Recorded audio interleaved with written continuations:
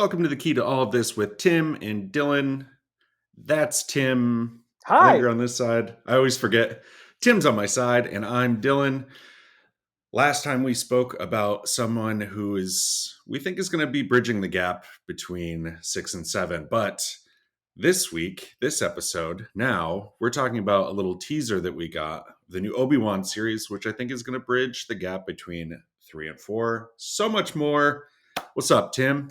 Not too much. Just really jazzed about this preview that happened at the Disney Plus on Disney Plus Day, showing the concept art for the upcoming Obi Wan series. Yeah, we got a little sizzle, like 5 minutes. Got some good concept art in there. We even got Ewan McGregor excited about working with Hayden again, which is great. We saw Hayden Christensen wearing what appeared to have been an oxygen mask. And most importantly, we've seen and got confirmation of something that we talked about when we were discussing the upcoming Obi Wan series in another episode, that the Inquisitors are going to make a return. Because in the concept art, we see stormtroopers, and we definitely see an Inquisitor. The Inquisitor ship. Yeah, and the Inquisitor with their lightsaber too. And so I'm really excited about that. I think that's huge news. We see the ship land what appears to be Tatooine. So I think we're pretty much guaranteed to have some sort of, standoff there between the Inquisitor and Obi-Wan. Yeah, it's going to be a series of basically Obi-Wan being the best babysitter. Maybe even a better babysitter than Mando. Maybe. I mean, he has to take care of look after a teenage kid without the kid really knowing that he's there. Well, a 10-year-old kid too. Yeah, even worse. Yeah, I know. I would take a Grogu over a 10-year-old whiny space bomber than in a heartbeat. Yeah, Grogu never says, "I'm just going down to the Tashi station. Pick up some power converters." Now, Grogu's just like, "I'm hungry. I'm going to eat literally this bug." Bugs, eggs, and macaroons. Yeah. I mean, who hasn't been there with a 2 a.m. hankering for someone's child in egg form? Just a giant frog. Late at night, I grab a spider. I'll eat that. I'll grab the egg and then finish it off with a nice little blue cookie. I mean, I'm on that Grogu diet, and then so far, I've gained about 50 pounds. So it really hasn't really worked out for me. The other instance I wanted to talk to you about is the concept art of the upcoming duel Part 2 on Mustafar. Yeah, let's dive into this, because I think one of the best fight scenes in all of Star Wars is obviously Obi-Wan and Anakin, and I can watch that over and over and over. And I was thinking of this when I was writing all my notes of, yes, we're going to get that again. That's going to be cool. But there's going to be so much more meaning behind this, because now it's not Obi-Wan trying to stop Anakin from going to the dark side, but he's fighting for a 10-year-old. Yes. Like a, potential future of all of the Jedi. And also the new chosen one. They're putting kind of all their faith into Luke Skywalker, and even before training. What I love about this too is that there's so much newer meaning to Vader's quote. When last we saw each other, I was but the learner. Now I am the master of evil. So it kind of hints that, like, okay, he's not as good this round. Maybe on Mustafar we see kind of him struggling to, embrace the dark side. I don't know, but I'm really excited to see this round 2 fight. I'm also really excited to see Palpatine again, because it's happening. Oh yeah, absolutely. And we're going to see him I wonder if they're going to try to transform him from Revenge of the Sith to original Star Wars, where it was like a guy covered in Play-Doh, or if it's like, or how like that transition is going to be, like how much he's switched in these 10 years of within his appearance. Yeah, I But yeah, it'll be good to have him back too. yeah, I wonder how much they dial down the like rampant wrinkles on Hmm. old man Palpy's face. Hmm. One of the things I thought was really cool is the behind the scenes like brief snippet in that clip of Anakin at Hayden Christensen uh, preparing to fight. And what I brought it up before, the face mask. I don't think it's COVID Hmm. related.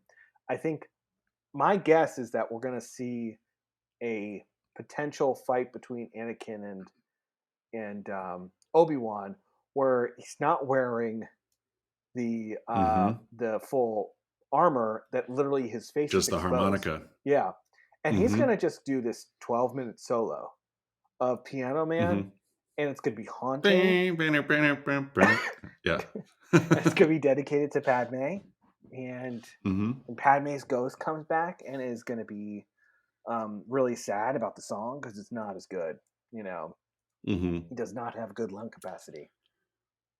If they do fight with the mask off, which I'm expecting as well, because why bring Hayden Christensen in if you're not going to show his face? I Hmm. guess they could do flashbacks, but I want James Earl Jones to voice him, even with the Yes, helmet off. yes, I think that's a must. Or it's like Yeah. one of those things where because the helmet's off, you can hear like I mean, they've already kind of shown what it's like to hear Vader without the mask on, but Hmm. it would be fun to see a dual like voice work kind of thing where you can hear Anakin's voice and then you could hear how Yeah. at the same time. Oh yeah, that'd be great. Yeah. I want to get into this fight between them just a little bit more. Sure. So I've got kind of two things. One thing that I think will totally Babu frick your mind is, and it would totally change the canon of all Star Wars that we know back, back into the 70s. This new fight between Obi-Wan and Anakin. I want Obi-Wan to lose a limb. That would be really I mean, it would He make has a sense. leg cut off or legs cut off, like Darth Vader is returning the favor. And we just don't know because we don't see it in A New Hope. Yeah, I mean, we would never But know. Like he's so mhm, covered the whole time. yeah, he removes his arms and his legs. It's like he just gets the Luke Skywalker, It would also hand. explain why Obi-Wan Kenobi is always wanting to sit, because maybe his like literal joints, mechanical Yeah, joints, are aching. You know, like I think that's a great idea. I would that not would be give surprised. everyone a whole new perspective of A New Hope. Yeah, Every time you look at him, you're like, "There's little gears in there." yeah. You're 25% robot. Uh, Hmm. I without a doubt think that's gonna happen. I think that's I never I'm surprised like I that's an amazing take. Well, thanks. Yeah, because I think you see Count Dooku fight, and Count Dooku's probably the same age Obi Wan is in A New Hope. Hmm.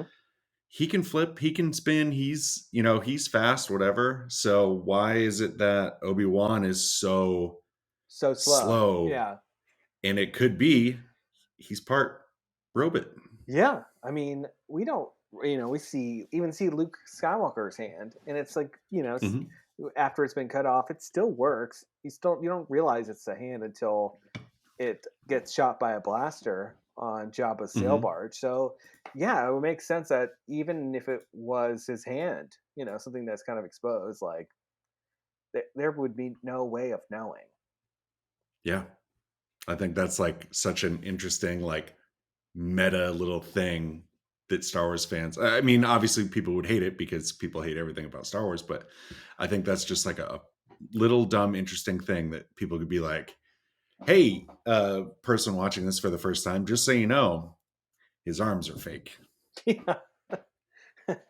Just Hey, add a little something in hey, there. little child, are you ready to get scared? Like, Hey, come here. come here. You see how Seven. he's always sitting?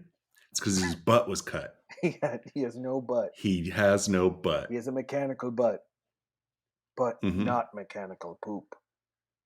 Mm-hmm. And that's not the droid you're looking for. I'm the droid you're looking for. I've got one other one other thing that I think would be kind of a what if. Sure. Do you think that if Anakin beat Obi-Wan Mustafar the first time, cut the arm, cut the legs, that Anakin would have turned to the dark side as much as he did? Or do you think Obi-Wan, his brother slash father figure, even though Qui-Gon was more the father figure, but do you think that Anakin losing was a bigger impact into him turning into Darth Vader? Hmm. Whereas if he actually thought that he killed Obi-Wan, he probably wouldn't become Darth Vader? I think I think he is actually much more dangerous uh, in his Vader, get up. Like I think like Hmm. he turns even more, and I think that's what Palpatine knew is that his constant pain was like His like driving yeah, force. exactly. He harnessed it. I mean, we see Hmm. Maul literally harnessing his pain and his desire for revenge to climb up I don't know how many meters with his lower half severed. So I think it gives Hmm. him this I think it makes him the most dangerous Sith of all time because yeah Yeah. he's hampered but it gives him more powers than a normal It Sith gives him Lord more would to have. complain about. Yes, Yeah. it gives him it's his real power is the stand-up material that he's writing nightly about Hmm. his breathing apparatus. But yeah, I think Hmm. that what's it called? I think that it kind of seals the deal for him to Hmm. becoming the most dangerous Sith Lord of all time. Absolutely. Yeah, I would love to read. They used to do a Star Wars What If, and it was what if Leia became, she was the Jedi who fought Vader, and they had some other what ifs. But I would love for that series to come back to do a couple teases of that kind of stuff. Yeah, that'd be great. Yeah, I like those ones too because you just see how these small moments in this long saga really have lasting effects. Hmm. There's another screenshot that they showed where we're in kind of a Jedi temple looking thing, and there's stormtroopers everywhere. So basically, at this point, clone troopers have been phased out completely, Hmm. and which we're seeing in the Bad Batch. But do you expect any Tamara Morrison cameos for this? Yeah, it's possible. I mean, he's on Tatooine, Hmm. but it would be interesting to see how they do it. Like he, guess he's on there. He's on Tatooine for like 30 years, a long Hmm. time. No, he's on Tatooine for so it's this takes place 10 years after Revenge of the Sith. So Yeah. that's 6 plus. So yeah, I guess he could portray a younger Boba Fett, which would be interesting. I think it's possible.